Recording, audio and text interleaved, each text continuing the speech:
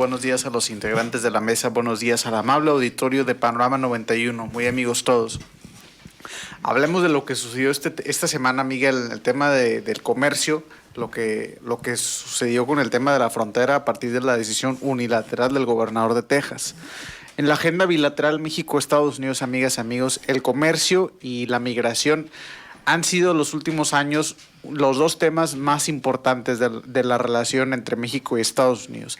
Particularmente comercio y migración a partir de el ascenso de Donald Trump a la presidencia de los Estados Unidos en 2016. Sin embargo, me atrevería a decir que desde un año antes, desde junio del 2015, cuando Donald Trump anunció su candidatura al Partido Republicano para buscar la nominación como presidente de Estados Unidos.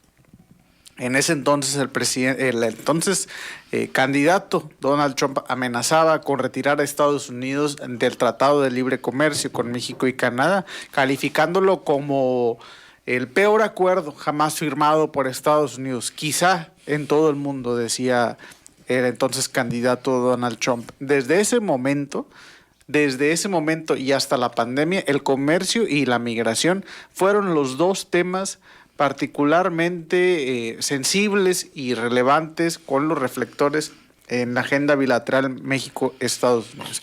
Después, en 2020, el inicio del 2020, fue cuando ya en la pandemia el tema de la COVID-19 acaparó los reflectores de la agenda bilateral con justa razón. Vino después el tema de las vacunas. Recordarán, don Fernando, amigos, que en los primeros meses el presidente López Obrador contó hacia Estados Unidos porque no compartía las vacunas. Después fue aminorando esta retórica a partir de que el presidente Biden emprendió una campaña de compartir las vacunas a los vecinos, compartir las vacunas a nivel mundial. Hoy Estados Unidos ha exportado millones de vacunas de la COVID-19 y México no ha sido la excepción. Entonces, fue la COVID-19 el tema más importante en la agenda bilateral México-Estados Unidos, y esta semana, amigas y amigos, fue un parteaguas. ¿Por qué? Porque el gobernador de Texas, de un solo plumazo, retomó el comercio y la migración como el tema fundamental de la agenda bilateral México-Estados Unidos. La administración Biden, para darle un poco de contexto a lo que sucedió esta semana con el tema de los cruces fronterizos, la administración Biden decidió que a partir del 23 de mayo el uso del título 42, entre comillas, de la Ley de Salud Pública, que permite a la Agencia de Aduanas y Protección Fronteriza, CBP por sus siglas en inglés, rechazar el flujo migratorio sin permitir solicitudes de asilo. Este es el llamado título 42 que se usó a lo largo de los últimos meses. Fue catalogado como una medida pues extrema, radical, por parte de muchos gobiernos del mundo, incluyendo México, que no veía con buenos ojos este tema del flujo irregular, pero que al mismo tiempo tampoco estaba de acuerdo con el uso de esta medida, porque pues es lo que permite a Estados Unidos rechazar tajantemente las solicitudes de asilo y expulsar de manera inmediata el flujo irregular hacia el norte. Ante ello, el gobernador de Texas, el presidente Biden, decidió terminar con este uso del famoso título 42 a partir del 23 de mayo, y entonces el gobernador de Texas emitió una orden al Departamento de Seguridad Pública en Estados Unidos para implementar otra revisión del flujo comercial hacia el norte. Esta decisión de implementar y no fue en toda la frontera, no fue en todos los puntos de entrada hacia Texas, pero fueron en puntos estratégicos, entre ellos el de Reyno Zafar, también fue en Juárez, El Paso, y en otros dos puntos estratégicos a lo largo de la frontera México con Texas, implementó una revisión adicional de la carga vehicular en el tema meramente comercial, por supuesto, y como suele suceder, el desarrollo productivo se ve sujeto a este tipo de decisiones públicas. Esta decisión provocó un impacto contundente e inmediato sobre el comercio Estados Unidos, porque los puntos de entrada en México, Texas, son de los más importantes para todo el comercio entre México y Estados Unidos.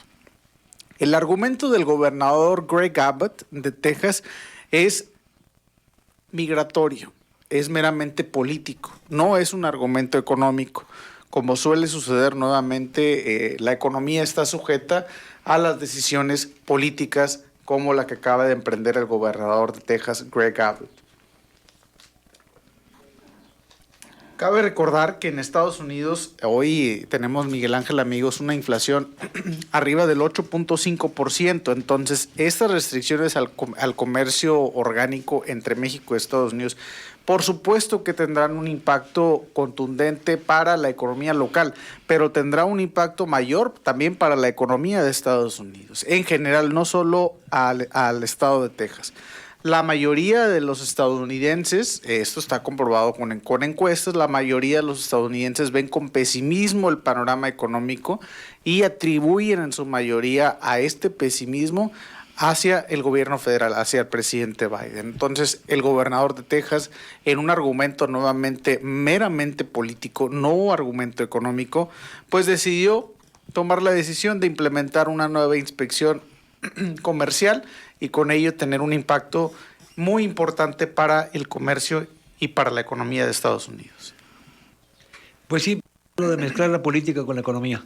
Así es. Entonces, Miguel, aquí cabe recordar, hablando del tema político, que hay elecciones próximamente. El gobernador de Texas busca su reelección y también hay elecciones de lo que llaman midterm o medio término. Para la Cámara, ¿no? Para la Cámara, y que pues el partido en el poder ¿También se eligen algunos miembros del Senado o nada más de la así Cámara es, de Representantes? es precisamente un tercio del Senado y toda la Cámara de Representantes se elige en Estados Unidos cada 2 años. Entonces ahí es donde el presidente Biden y su partido puede perder el poder. El control del Senado. El control del Senado y el control de la Cámara de Representantes, que también es muy, muy importante. Lamentablemente, el impacto hacia la comunidad fronteriza no se hizo esperar, amigas, amigos. El tema de las inspecciones del gobernador de Texas, que hoy, a pesar de que ya llegó a acuerdos con el estado de Coahuila, con Nuevo León, con Tamaulipas, pues el impacto continúa. Es decir, no porque ya se hayan implementado estos entre comillas, memorandos de entendimiento entre Estado y Estado, pues que el impacto haya acabado. Al contrario, los efectos continúan y vamos a ver de cuánto estamos hablando. Aquí para darle un poco de contexto. Oye, pero ¿sabes una cosa, Mario? Tú que eres un experto, he estado siguiendo con mucho detenimiento las elecciones en Francia. ¿Por qué? Porque es el choque entre una ultraderecha radical, como ya le existe en México, y un Macron de centro, es decir, un centrista que ni se va por los extremos de la izquierda ni se va por los extremos de la derecha.